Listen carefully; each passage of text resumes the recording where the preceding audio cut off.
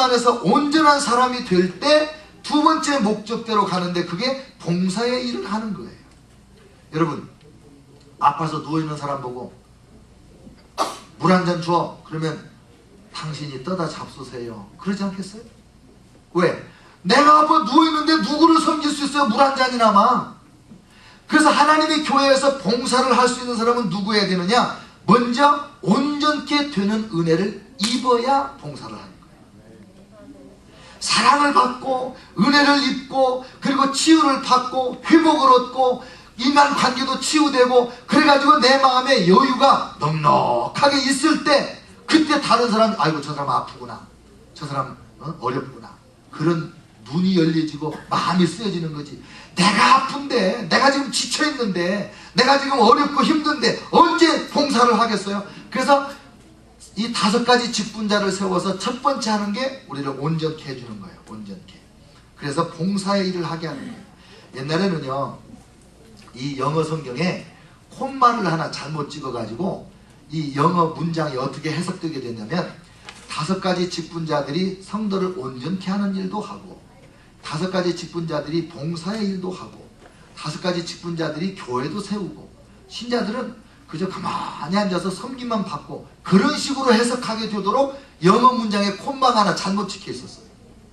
근데 이게 20세기 말에 학자들이 원문을 연구하면서 이거 잘못됐다. 원래 원제는 사도들과 이 5가지 직분자는 성도들 온전케 하는 일을 하면 온전케 된 성도들이 봉사도 하고 그 봉사가 교회를 세우는 일로 이어진다. 이게 원래 성경이라는 것을 깨달은 거예요.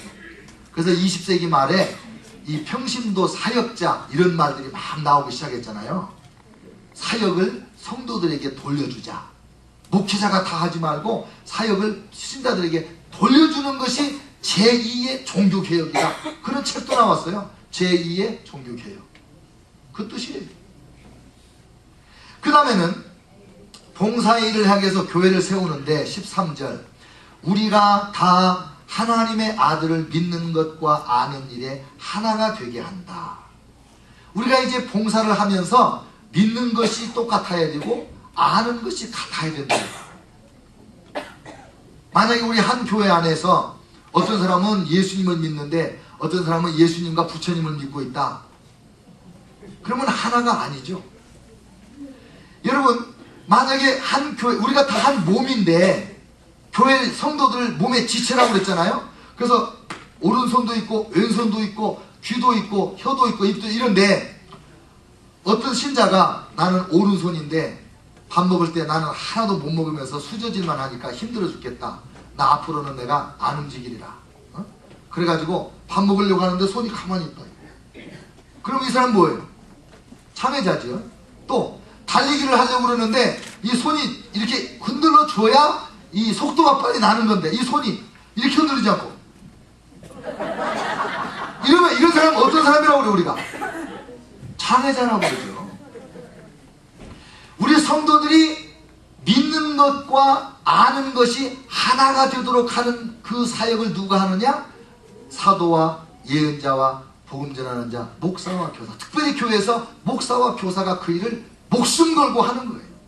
그래서 우리가 열심히 배워서 생각이 주의 말씀에 맞춰지고 목사님에게 맞춰지고 우리 교회가 한 마음이 됐다, 한 믿음이 됐다. 그러면 옆에 있는 교회도 성경적으로 예수님에게 한 마음 한 교회다. 그럼 우리 두 교회는 같은 교회지. 그래서 LA에 있는 모든 교회가 교파를 초월해서 같은 믿음과 같은 지식, 같은 하나님께 대한 사랑과 충성을 바치는 한 교회가 된 그날이 속히 와야 됩니다. 그 다음에 하신 말씀이 뭐냐면 온전한 사람을 이루어 그리스도의 장성한 분량이 충만한 데까지 이르리니.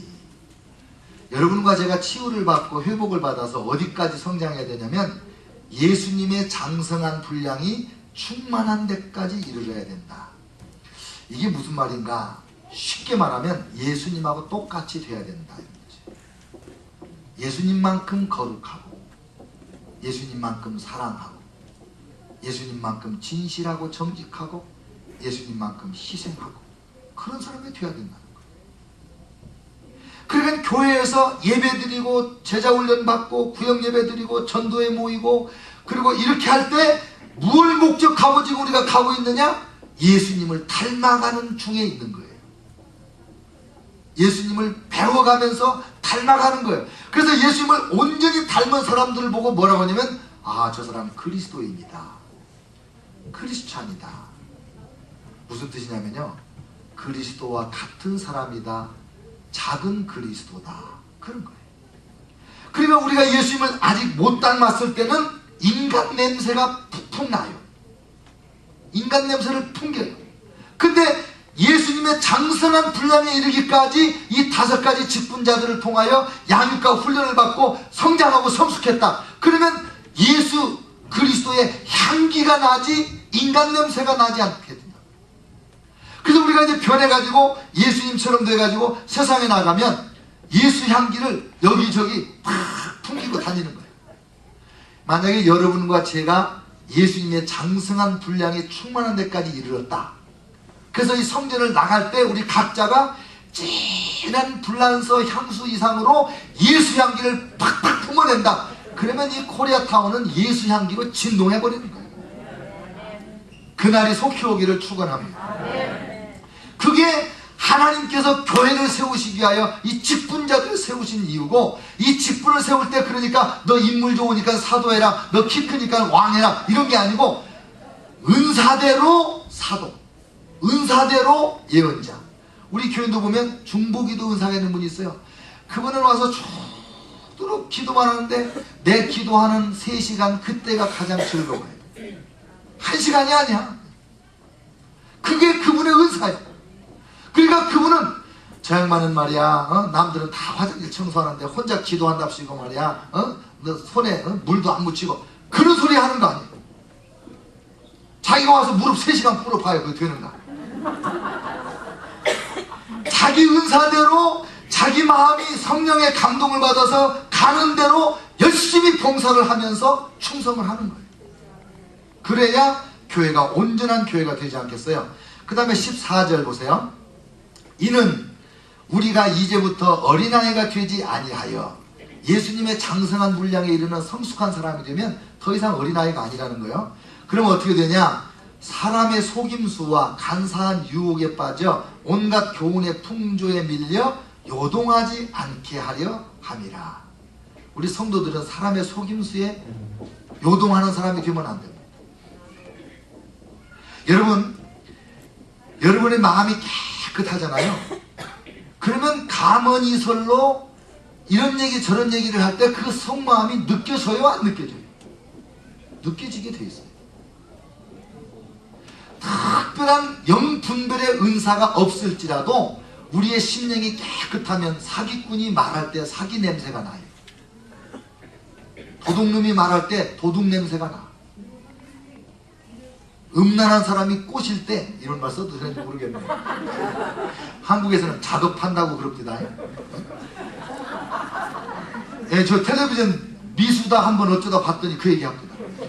이 작업을 할 때 이 음란한 냄새가 물씬 풍겨 나야 되는 거예요. 그 난다고. 맞죠? 그죠? 근데 우리가 내 마음이 아직 예수님의 장성한 분량에까지 못 갔을 때는 그런 걸 몰라요.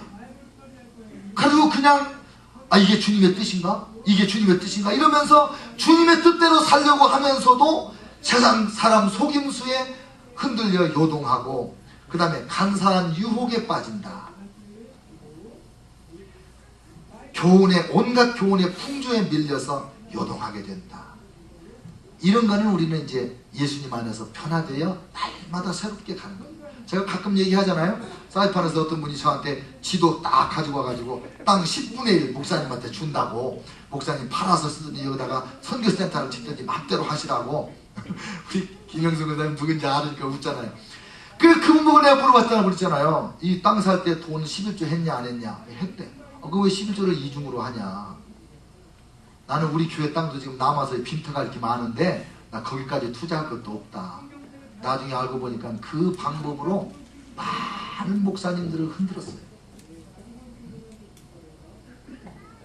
욕심을 낼 필요가 없어요. 하나님이 때 되면 다 주시잖아요. 그 다음에 보세요. 15절 오직 사랑 안에서 참된 것을 하여 범사에 그에게까지 자랄지라 그는 머리니 곧 그리스도라. 사랑 안에서, 이게 성령의 은사를, 열매를 말하는 거예요. 성령은 열매가 사랑이 제일 크죠. 사랑